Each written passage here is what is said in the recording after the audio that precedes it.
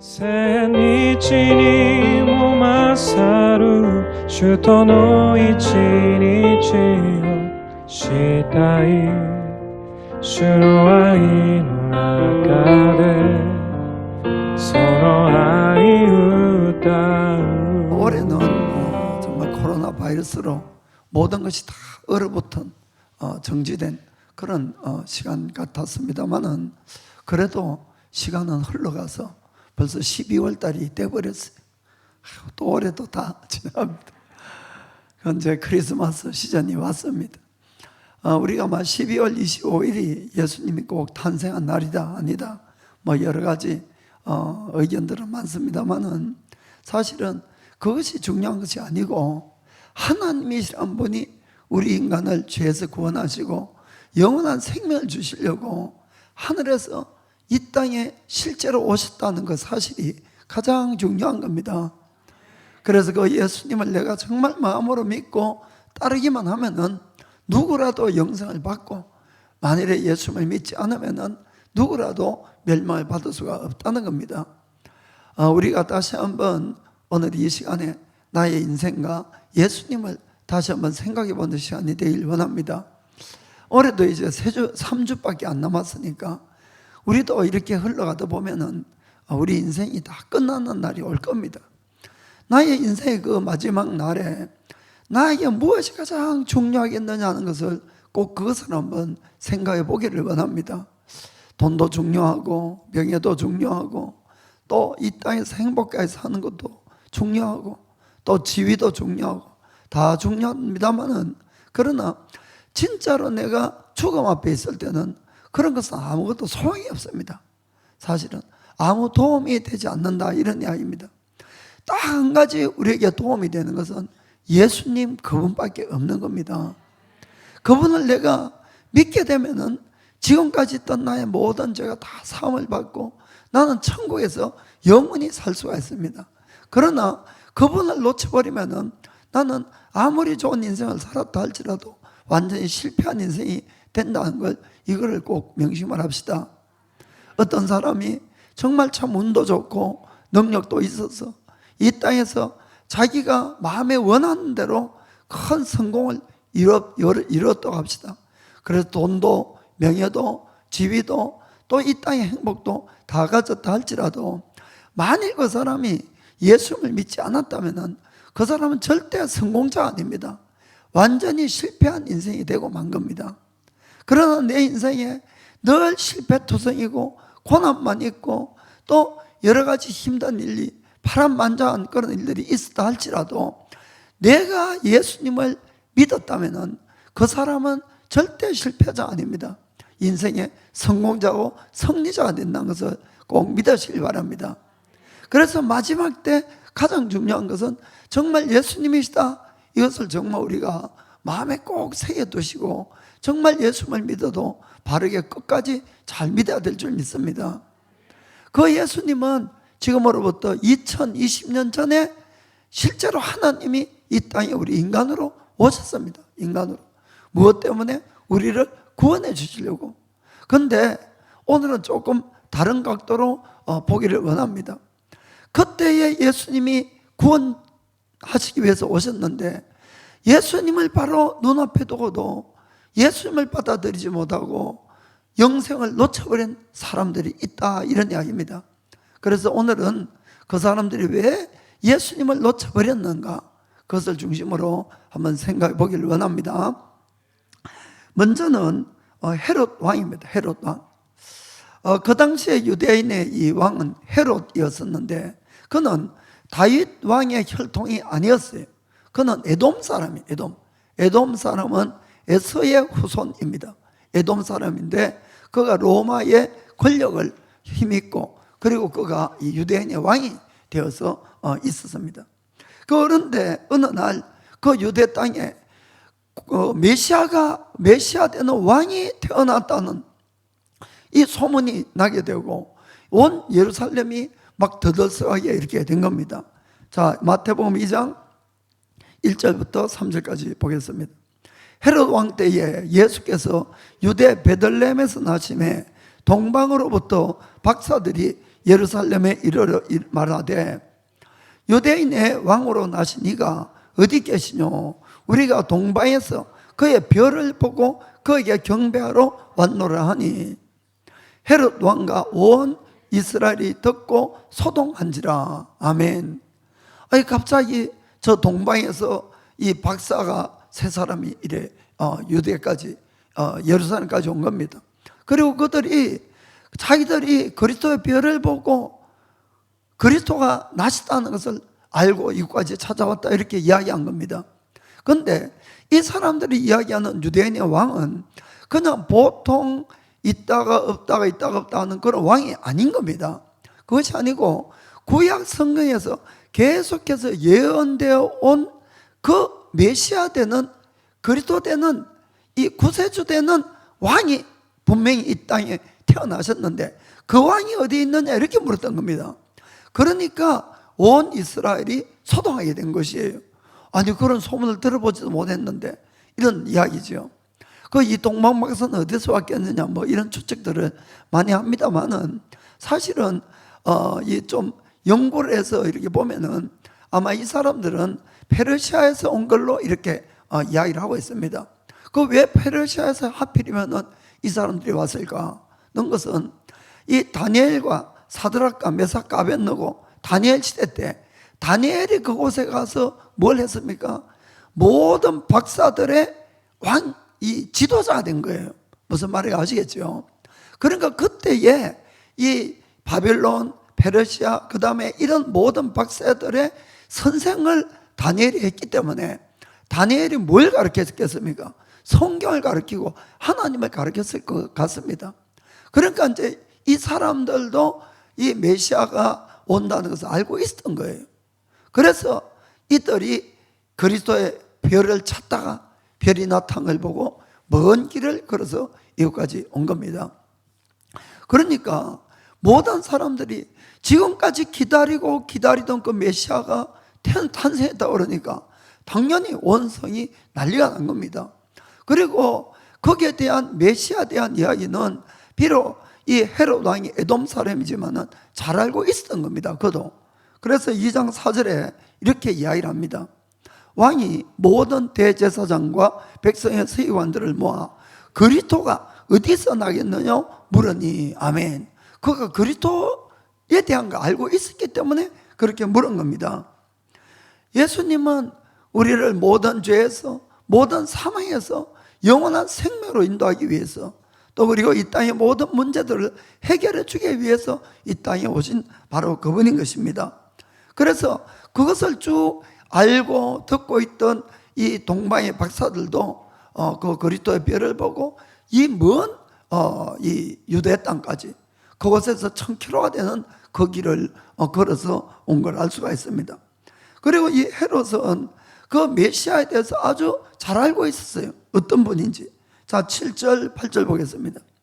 이에 헤롯이 가만히 박사들을 불러서 별이 나타난 때를 자세히 묻고 언제 나타났냐? 그리고는 베들레헴으로 보내며 이르되 가서 아기에 대하여 자세히 알아보고 찾거든 내게도 고하여 나도 가서 그에게 경배하게 하라. 아멘. 여러분, 이 말씀 참 중요합니다. 이 메시아에 대한 모든 사람들이 열망이 있었고 기다림이 있었고 이 왕조차도 이 그리스도에 대해서는 자기가 가서 경배를 해야 될 뿐이라는 걸 알고 있었다는 거예요. 무슨 말인가 아시겠죠? 그 갑자기 왕이라는 자가 나타났다면은 전혀 그런 것을 몰랐다면은 어디 왕이 나타나? 내가 왕인데 이렇게 되잖아요. 그런데 그것이 아니라 메시아에 대한 이 왕은 다르다 이 말입니다. 그래서 이것은 구약 때부터 왔기 때문에 헤롯도 이분에게는 자기가 가서 경배를 해야 될 대상이다 이걸 알고 있었다는 겁니다. 그런데 헤롯의 마음은 달랐어요. 그 예수님을 찾아서 예수님을 경배하기 위해서 찾았는 것이 아니고 예수님을 죽이기 위해서 헤롯은 사실 이 박사들에게 그걸 물었다는 사실입니다. 16절 보겠습니다. 16절에 이에 헤롯이 박사들에게 쏜 줄을 알고 심히 노하여 사람을 보내어 베들레헴과 그 모든 지경 안에 있는 산의 아이를 박사들에게 자세히 알아본 그때를 표준하여 2살부터 그 아래로 다 죽이니. 아멘.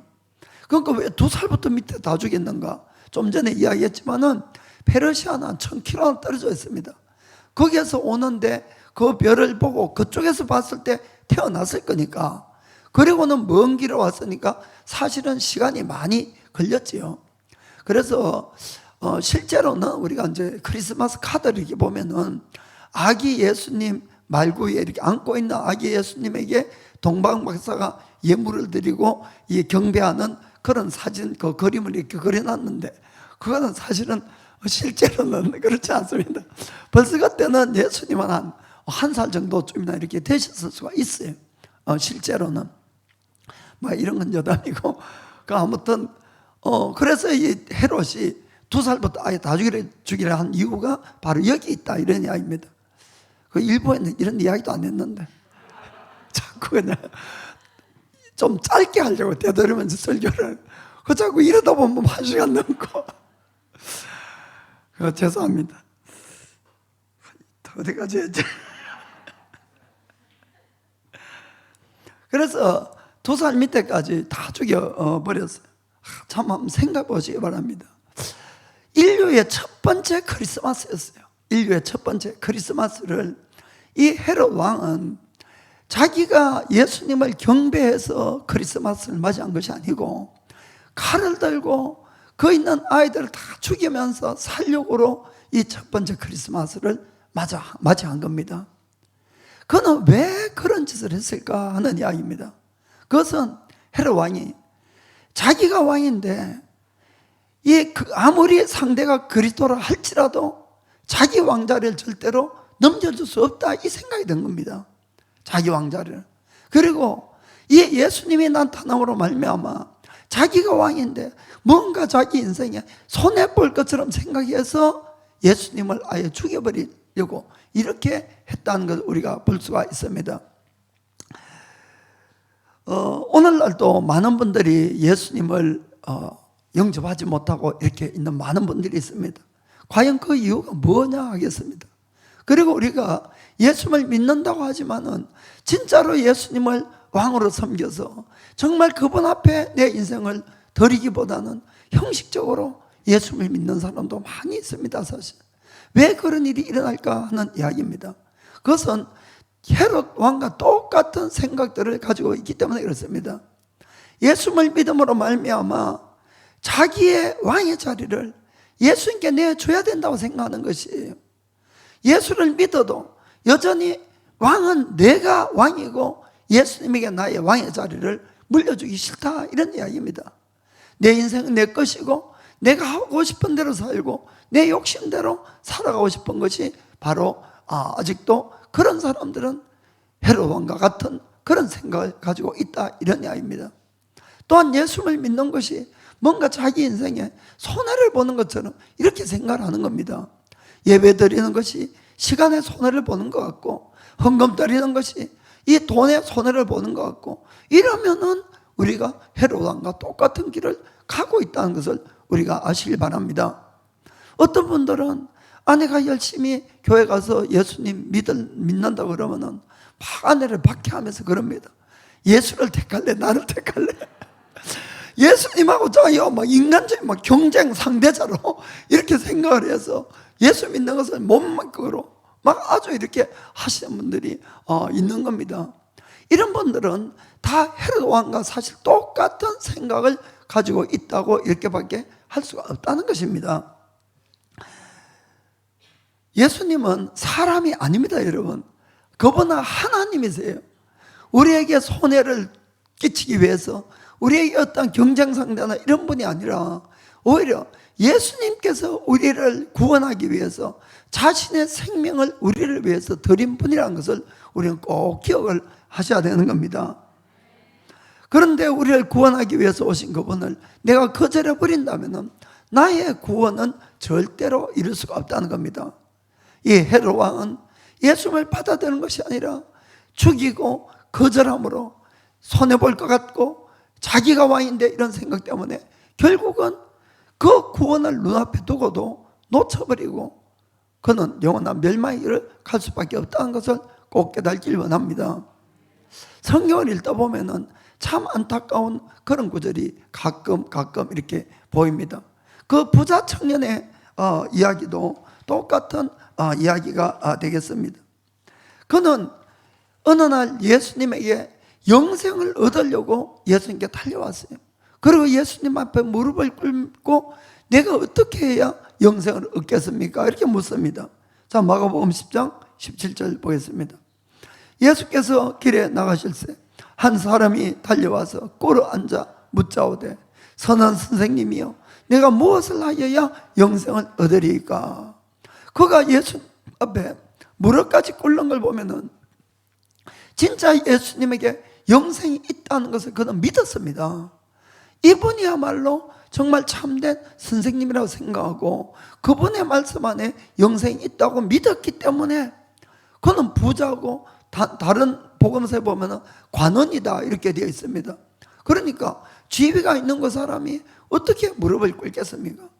그 자기가 믿고 영생을 얻으려고 이렇게 했습니다. 예수님은 우리에게 이런 질문을 누군가가 했을 때에 항상 대답을 그 사람에게 가장 필요한 대답, 맞는 대답을 이렇게 해주십니다. 언제나 똑같은 대답이 아니고. 이 청년에게 있어서는 무엇이 문제였습니까? 예수님이 이 청년은 돈에 대한 집착이 있었다는 겁니다. 돈에 대한. 정말 이 청년은 착한 청년이고 좋은 청년이지만은 그러나 돈을 하나님보다도 더 사랑하는 마음이 있다는 걸 알고 그 돈에 대해서 그것을 팔아서 가난한 사람에게 주고 나를 쫓아오라고 이렇게 말씀을 하는 겁니다. 주님은 삭개오도 부자였지요. 그러나 그에게는 그런 이야기를 하지 않습니다. 왜냐하면 삭개오는 돈을 뛰어넘었잖아요. 무슨 말인지 아시겠습니까? 그래서 우리 한 사람 한 사람은 나의 연약한 것, 내가 하나님을 섬기고 하나님께 더 가까이 가는데 무엇이 가장 장애물이 되고 걸림돌이 됐는지 그걸 우리가 잘 깨닫고 알아야 됩니다. 그래서 그것을 반드시 극복을 해야만이 참된 믿음을 다들 가질 수가 있는 겁니다. 이 청년에게 있어서는 바로 돈이었어요. 그래서 주님이 21절에 이렇게 대답을 해줍니다. 예수께서 그를 보시고 사랑하사 가라사대, 여기도 보면은 그를 보시고 사랑해서 말씀을 하는 겁니다. 그를 시험 들게 하려고 이렇게 이 말씀을 준 것이 아니고 진짜 그를 사랑해서 그가 구원받았으면 하는 마음에서 말씀을 준 거예요.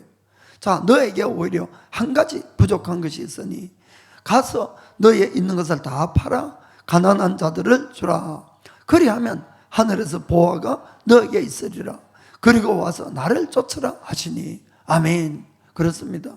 이 청년에게 있어서 돈이 가장 걸림돌이 되니까 주님은 그걸 극복하기를 원했던 겁니다.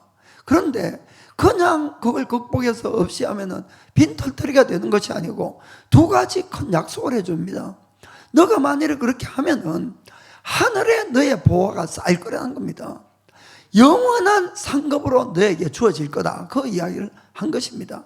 그리고 너는 나를 따라와라. 그 말씀에는 이 예수님의 제자로 삼아서 그를 데려가겠다. 그 말씀이거든요. 여러분, 성경 읽어보면은 예수님 따라가겠습니다 해도 야, 너는 따라오지 말고 집에 가서 복음 전해라. 이런 사람도 있어요. 거라사의 광인 같은 경우 그렇잖아요. 무덤에서 막 하다가 그가 벌거벗고 지내다가 예수님 만나서 옷 입고 정신이 맑아졌어요. 따라가겠다 그러니까 따라오지 말고 집에 가가지고 하나님이 너를 위해서 얼마나 큰 일을 했는지 알려주라. 그거 아무나 따라갈 수 있는 것이 아니라는 겁니다. 그런데 이 청년에게는 나를 따라오라 그랬어요. 그것은 예수님의 제자가 될 수 있는 아주 큰 기회가 주어진 겁니다. 이 청년이 만일에 그때 정말 결심해서 팔고 따라갔으면 베드로보다 더 좋을 수도 있겠죠. 베드로 빼버리고 갔고 이 청년 돈 다 버리고 갔다고 이거 성경에 나올 거예요 분명히.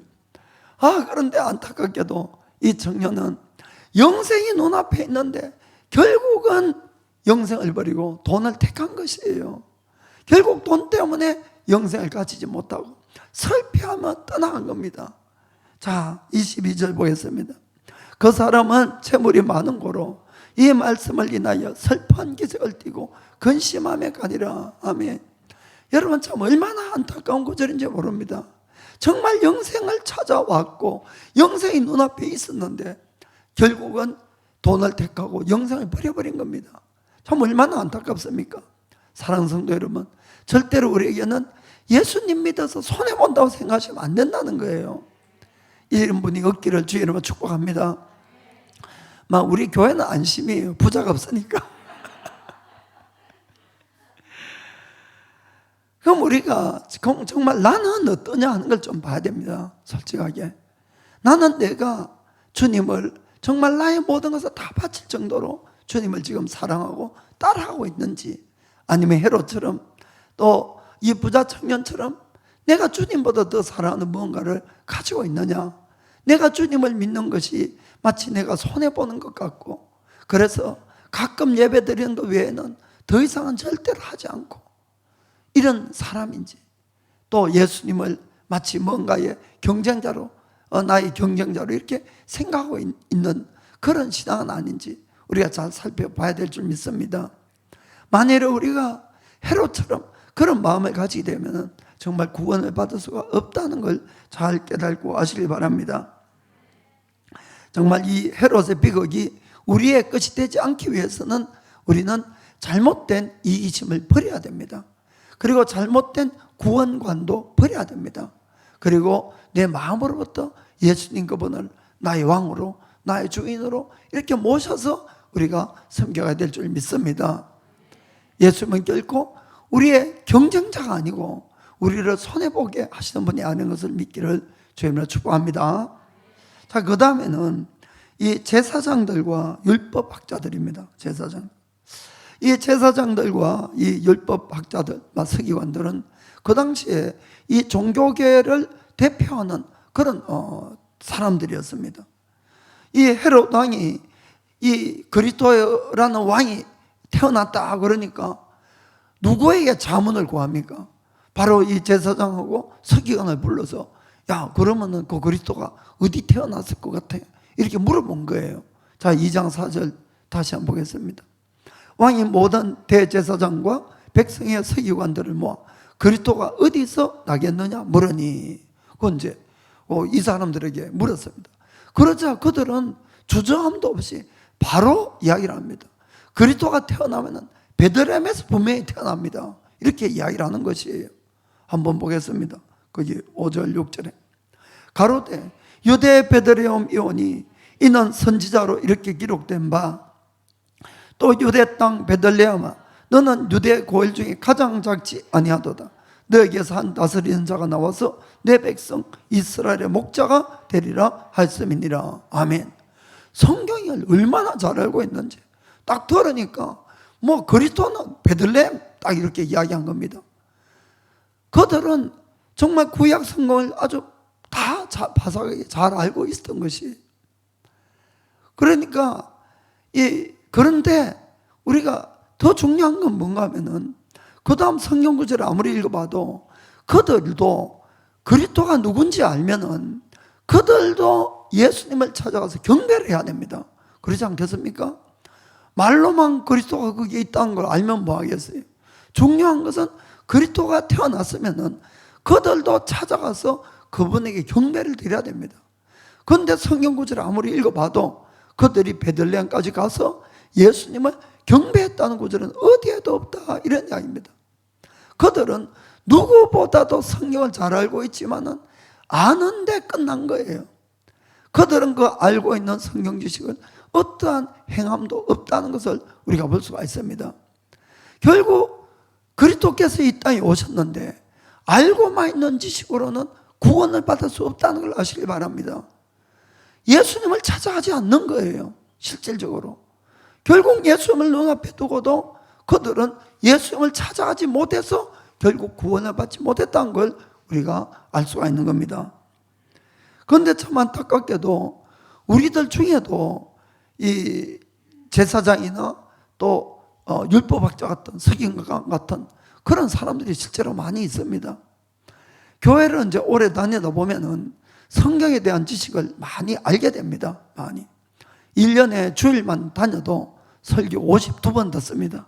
그리고 자, 금요일 날 설교 들으면 104번 듣고, 그 새벽 기도까지 나오면 이거 200번, 300번 이렇게 듣는 거예요. 설교 듣는 것만 해도. 공부를 그만큼 열심히 들으면 학교 다닐 때 아주 공부들 잘했을 것 같은데. 그런데 그렇게 들으니까 성경적인 지식은 점점 쌓여서, 하나님이 어떤 분이시고 모든 만물을 만드시고 우리 인간은 죄인이고 예수님을 믿어야만이 죄사함 받고 구원받고, 그리고 이런 것들 다 알게 되는 거예요. 사실은 그 문제는 그것뿐이 아는 데까지 그분이 나의 왕이고 그분이 나의 주인인 거 알면 뭐합니까? 실제로 그분을 나의 왕으로 주인된 삶을 살아야지 그게 참 믿음이다, 이런 이야기입니다. 아는데 그치는 것은 아무 소용이 없다는 것을 늘 우리가 깨닫기를 바랍니다. 그들의 삶을 보면은 예수님을 그분들의 주인으로 한 흔적이 안 보이는 거예요. 그것이 단적인 이유가 뭔가 하면은 그들의 삶에 예수님을 믿기 전이나 믿고 난 다음에 전혀 변화가 없다는 겁니다. 어떤 성장도 없다는 겁니다. 그리고는 추구하는 것도 예수 믿기 전이나 믿은 다음에 똑같다는 거예요.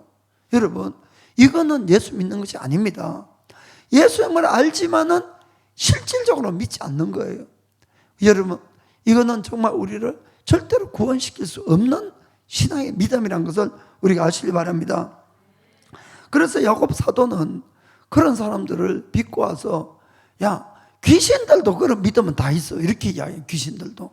자, 야고보서 2장 19절 보겠습니다. 내가 하나님은 한 분인 줄을 믿느냐? 잘 하는도다. 귀신들도 믿고 떠느니라. 자, 그도 이 귀신도 하나님이 유일한 하나님이라는 것을 믿고 있다는 거예요. 유일하신 하나님. 그것뿐만 아니라 모든 존재의 심판은 하나님 그분이 다 하신다는 거예요. 그래서 그들도 그분만이 유일하신 심판주라는 것을 믿기 때문에 벌벌 떨고 있다는 거예요. 믿고 떨고 있다. 유일하신 하나님을 믿고 유일하신 심판주 되신 하나님을 믿는다는 거예요. 그들도. 얼마나 바른 믿음입니까? 그런데 왜 귀신들은 구원을 받지 못할까요? 그들의 믿음의 문제점은 어디에 있냐 하는 것을 잘 생각해 보셔야 됩니다. 그들은 하나님을 믿고 있고 한 분인 것을 인정하고 심판주임을 인정하고 있어도 결코 하나님께 순종하는 법이 없다, 그 뜻입니다. 결코 마귀들은 자기의 잘못을 인정하고 하나님께 자기 인생을 다시 돌려서 드리겠다는 그 생각이 없다는 것이, 처음부터 거짓말장이고 처음부터 살인자고 그것만 계속해 온다, 그것을 말씀하고 있는 겁니다. 그들이 하나님을 모르는 것이 아니고 하나님을 알더라도 그들은 하나님의 뜻에 자기를 맞추어서 살아가려고 하지 않는 것이 그들의 신앙의 문제점이다, 이런 이야기입니다. 만일에 우리도 내가 예수님을 나의 주인으로 구주로 왕으로 믿습니다 하지만은, 그러나 실제로 내가 말씀을 따라 사는 그런 증거가 내 삶 속에 나타나지 않는다면은 솔직히 나도 귀신들과 똑같은 믿음의 수준밖에 안 된다는 것을 우리가 아셔야 됩니다. 그러니까 그런 사람을 향해서 이 야고보 사도가, 야, 그런 믿음은 귀신도 믿고 있어, 귀신도 떨고 있어, 이렇게 경고를 했다는 걸 우리가 아시길 바랍니다. 그 다음 구절 보겠습니다. 2장 20절 보니까, 헛하는 사람아, 행함이 없는 믿음이 헛것인 줄을 알고자 하느냐. 헛것이라는 겁니다. 행함이 없는 믿음은 26절에도 영혼이 없는 몸이 죽은 것 같이 행함이 없는 믿음은 죽은 것이니라. 아멘. 여러분, 우리가 믿음으로 구원받는 것은 분명한 사실입니다. 그러나 그 믿음이 어떠한 믿음이 되어야 되느냐를 정말로 우리가 반드시 바르게 깨닫고 아셔야 되는 겁니다. 내가 믿었다면은 그 믿은 대로 행해야만이 그 믿음이 인정을 받을 수가 있다는 겁니다. 그런데 행하지 않는 그런 믿음을 가지고 내가 구원받는다고 할 수가 없다는 거지요. 우리가 안다는 것은 참 중요합니다. 알아야지 믿을 수 있으니까. 그러나 행함이 없는 믿음으로는 아무 일도 일어나지 않고 역사도 없고 거기에는 구원도 없다는 것을 꼭 깨닫길 바랍니다.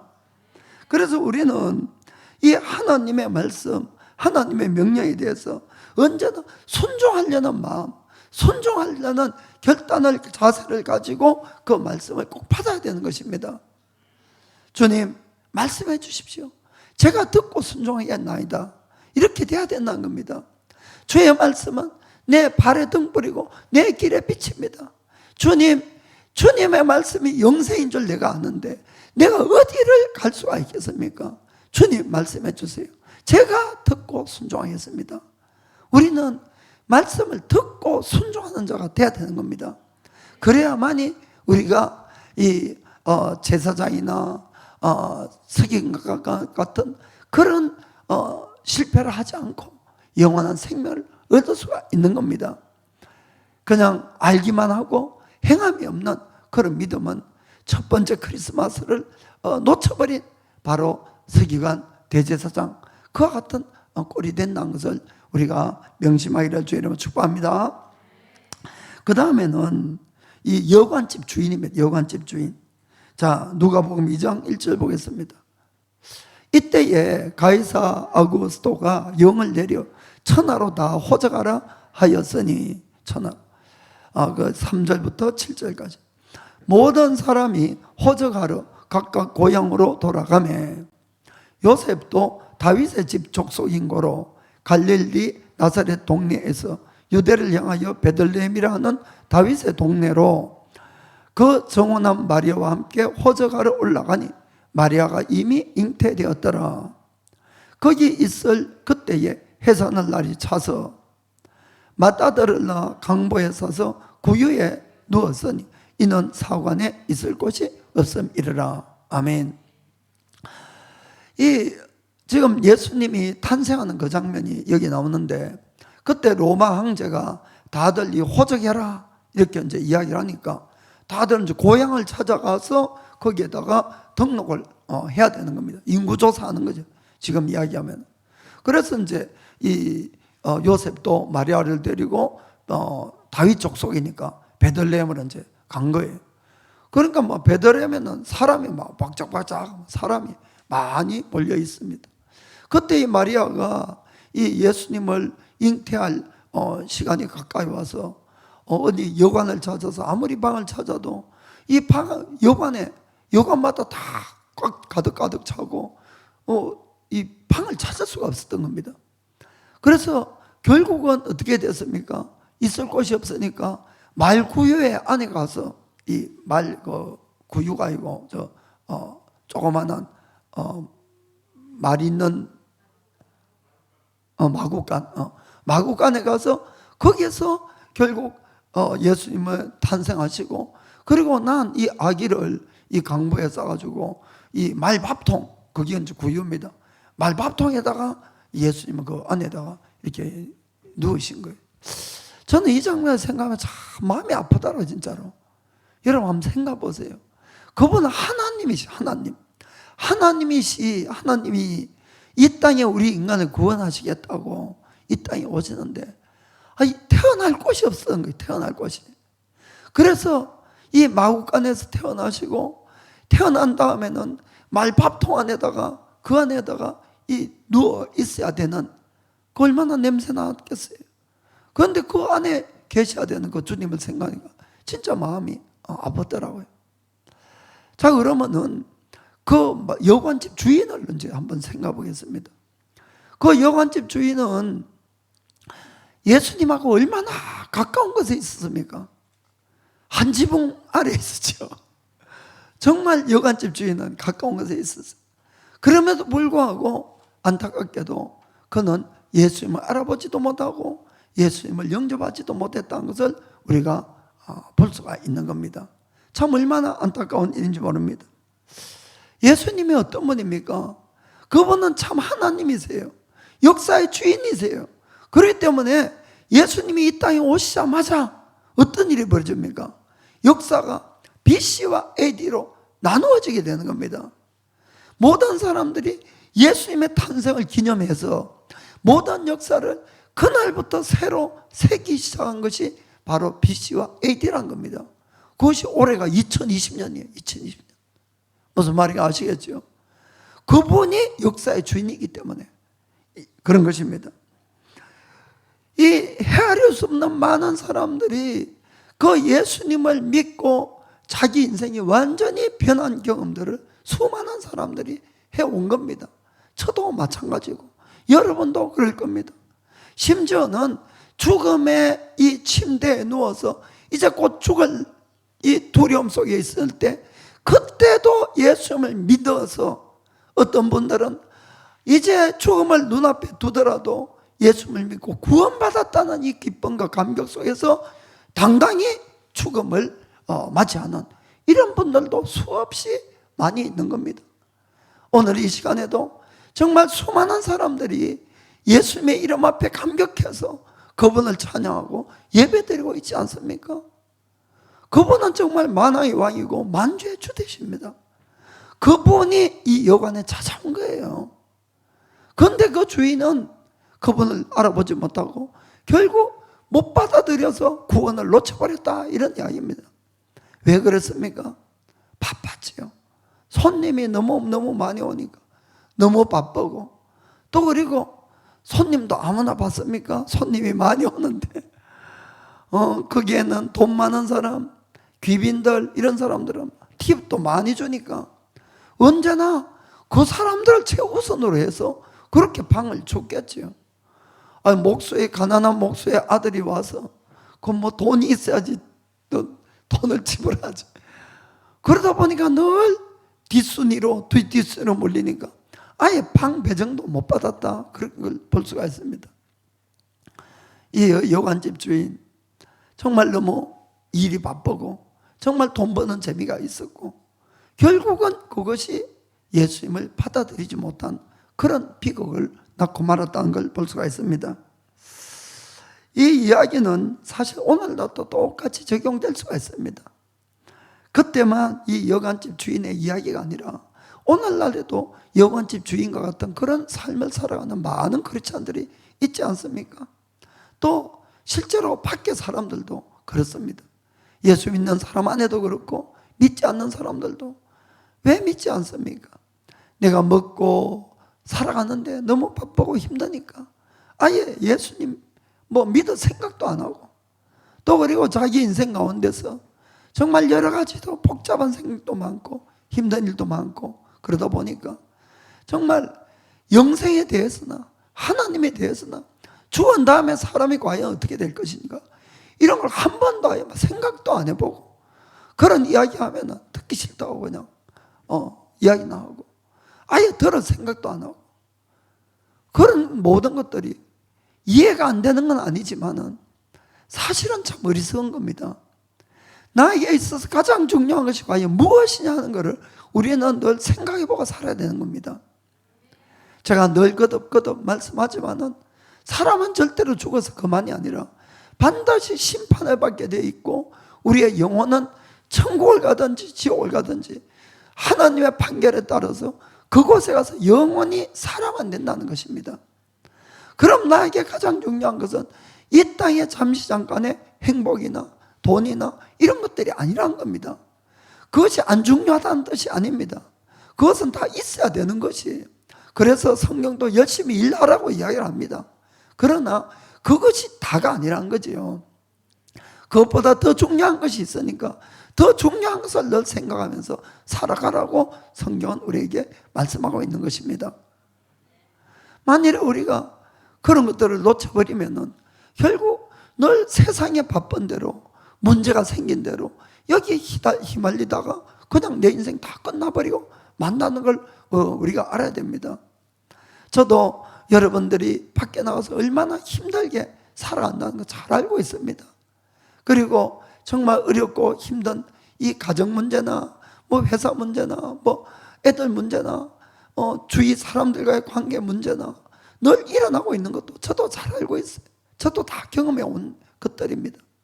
그리고 때로는 우리 마음속에 쾌락을 즐기고 싶은 그런 욕망들도 올라오는 것도 잘 알고 있습니다. 그러나 그걸 이해한다고 해서 그것이 진리는 아니라는 걸 아시길 바랍니다. 우리가 그러더라도 꼭 잊지 말아야 될 것은 반드시 죽은 다음에 심판이 있고 천국은 준비한 사람만 갈 수가 있다는 겁니다. 이 땅에서 준비하지 못하면 절대로 천국을 들어갈 수 없다는 것을 꼭 우리가 기억을 하셔야 되는 겁니다. 이 누가복음 12장에 보면은 예수님께서 어떤 부자 이야기를 하십니다.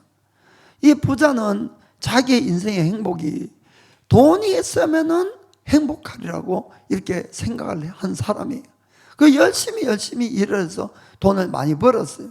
자, 누가복음 12장 16절부터 18절 보겠습니다. 또 비유로 저에게 일러 가로소되 한 부자가 그 밭에 소출이 풍성하매 심중에 생각하여 가로되 내가 곡식 쌓아둘 곳이 없으니 어찌할꼬 하고 또 가로되 내가 이렇게 하리라 내 곡간을 헐고 더 크게 짓고 내 모든 곡식과 물건을 거기에 쌓아두리라. 아멘. 이 부자는 열심히 일을 해서 그날 농사가 너무 잘 되었어요. 돈을 한마디로 너무 많이 벌었는데 큰 고민이 생긴 거예요. 이 돈을 어디에 쌓아둘고. 참 행복한 고민입니다. 막 일생에 한 번쯤은 이런 고민 해보고 싶은데 기회가 있을지 모르겠어요. 저는 뭐 돈을 너무 많이 벌어가지고 이걸 어디에 쌓아둘 데가 없어서 막 고민이 된 거예요. 그래서 그래 지금 있는 작은 걸 다 헐어버리고 큰 걸 지어서 그 안에 다 집어넣자 이렇게 이제 생각한 겁니다. 우리가 여기서 한 가지 오해하지 말아야 될 것이 있습니다. 그거는 돈이라든지 돈을 버는 자체가 죄라든지 잘못이라든지 그것 때문에 지옥 간다든지 이런 건 절대로 아니라는 겁니다, 여러분. 그건 절대로 아닙니다. 성경에는 돈 자체는 선도 아니고 악도 아닙니다. 이거는 중요한 것을 쓰는 사람의 문제고 또 성경에서 이야기하는 것은 돈을 사랑하는 것이 일만 악의 뿌리다 이렇게 되어 있습니다. 그러니까 돈을 하나님보다 더 사랑하는 것은 안 된다 이 뜻입니다. 돈을 버는 자체 때문에 이가 부자이기 때문에 이 구원을 못 받았다 이런 것은 전혀 없는 거예요, 여러분. 그건 아닙니다. 그런데 그럼 이 부자는 무엇이 잘못됐느냐를 우리가 좀 생각을 해보기를 원합니다. 첫 번째 이 부자가 잘못된 것은 돈만 있으면은 돈으로 자기의 영혼까지도 평안하게 하고 행복하게 하고 영원히 살 것처럼 이렇게 생각했다는 겁니다. 자, 그 다음 구절 보면 압니다. 19절에 그렇게 되어 있습니다. 또 내가 내 영혼에게 이르되 영혼아 여러 해 쓸 물건을 많이 쌓아두었으니 평안히 쉬고 먹고 마시고 즐거워하자 하리라 하되. 아멘.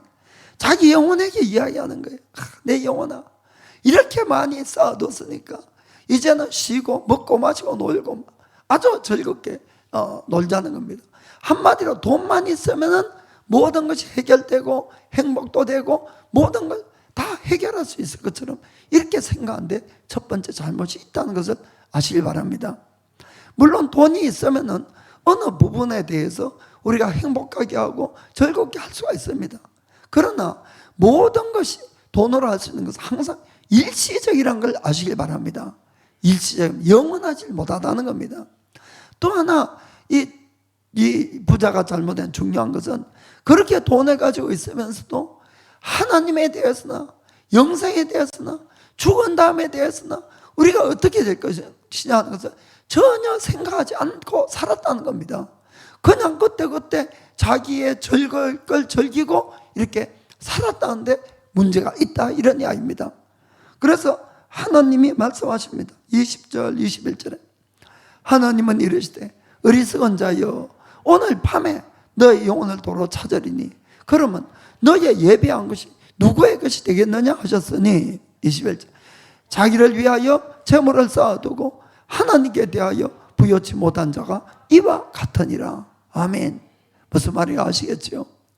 그냥 내 이 땅에 인생 사는데 그것이 전부인 줄 알고 돈이 전부인 줄 알고 그것에 대한 쾌락만 누리고 이렇게 살다 보니까 어느 날 갑자기 주님이 부르는데 안 갈 사람 있습니까?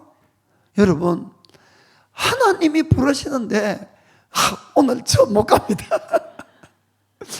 오늘 이 일도 있고 저 일도 있고 지금은 못 간다고 이렇게 거절해서 통할 사람이 있겠냐 하는 이야기입니다. 아무도 없습니다. 아무도. 주님이 부르시면 그날 다 가야 됩니다. 그러면은 지금까지 내가 이 땅에서 그렇게 싸워두고 뭐 하려고 했던 그것이 정말 누구 것이 되겠냐는 이야기입니다. 정말 우리는 인생에 대해서 바른 시각을 가지고 바라볼 줄 알아야 됩니다. 그래야만이 영생을 놓치지 않는다는 것이에요. 돈은 중요하더라도 그것이 전부가 아니고 그걸로 영생을 결코 살 수 없다는 것을 늘 우리가 마음에 둬야 될 줄 믿습니다. 사랑하는 성도 여러분, 하나님은 정말로 우리를 사랑하십니다. 그 증거가 뭔가 하면은 바로 아들 예수님을 우리를 위해서 이 땅에 보내주셨다는 그 사실이에요. 그 하나밖에 없는 아들을 목숨을 잃게 하기까지 우리를 사랑하시니까 우리에게 주셨다는 걸 믿으시길 바랍니다. 하나님의 사랑은 의심하지 마시길 바랍니다. 그러나 그 예수님을 정말로 우리가 나의 주인으로 내가 왕으로 모셔서 믿지 않는 한은 우리의 구원은 이루어질 수 없다는 걸 여러분 아시길 바랍니다. 예수님은 오셨어요 이미. 그런데도 혹시나 헤롯 왕처럼 우리가 예수님을 뭔가 나의 경쟁 상대로 생각을 하거나 또는 예수를 믿는 것이 나의 인생에 뭔가 시간이나 돈이나 뭔가 손해를 가져오는 것처럼 이렇게 생각해서 혹시나 예수님을 믿는 것을 그냥 형식적으로만 믿는 그런 사람은 없습니까? 우리가 그런 이기심, 잘못된 생각을 우리가 버려야 될 줄 믿습니다. 결코 예수님은 우리의 경쟁 상대도 아니시고 우리에게 손해를 주시려고 오신 분이 아니란 걸 마음으로 믿으시길 바랍니다. 또한 율법학자, 서기관들처럼 아는 건 다 아는데 아는 거는 성경은 박사인데 전혀 행함이 없어요. 말씀대로 살지 않는 거예요. 여러분, 이 믿음은 귀신들도 가지고 있는 믿음이라고 했습니다. 그 믿음으로는 구원을 받지 못하는 겁니다. 행함이 없는 믿음은 영원히 죽은 뭔가 똑같다고 성경은 말씀하고 있는 겁니다. 그 정말 우리가 한 말씀을 들어도 내가 그 말씀에 부딪히고 나를 바꾸려고 하고 내가 그 말씀을 해가려고 정말로 우리가 몸부림을 치셔야 되는 겁니다. 그래야만이 우리는 넉넉히 천국을 들어갈 수 있게 되는 겁니다. 또한 이 여관집 주인처럼 늘 바쁘고 일에 바쁘고 돈 벌기 바쁘고 바쁜 거 알아요. 그런데 너무너무 바쁘다 보니까 주님을 생각하는 것도 늘 형식적이 되고 가장 가까운 곳에 주님을 두고도 결국 주님을 영접하지 못하고 구원을 받지 못하는 그런 비극적인 일은 절대 없기를 주의 이름으로 축복합니다. 하나님은 정말 우리를 사랑하십니다. 제가 똑같은 이야기를 계속 반복하는 것은 정말 다른 거는 다 잊어도 되지만은 정말 예수를 믿되 바로 믿어야 된다는 겁니다. 바로. 그래야만이 우리가 넉넉히 천국을 들어갈 수 있는 겁니다. 주님은 또한 우리에게 영생뿐만 아니라 이 땅에 있는 모든 문제도 사실은 해결해 주시기 위해서 오신 거예요. 그래서 내가 주님을 잘 믿으면은 나의 영생의 문제뿐만 아니라 이 땅의 질병의 문제든 뭐 저주의 문제든 모든 경제적인 문제든 인간관계 문제든 다 해결할 수도 있는 겁니다. 승리할 수도 있는 겁니다. 그래서 정말 주님을 바로 믿으시고 정말 나의 왕으로 나의 구세주로 믿으셔서 정말 다 넉넉히 구원을 얻으시고 또 이 땅에도 승리하는 삶을 살기를 주님으로 축복합니다. 기도하겠습니다.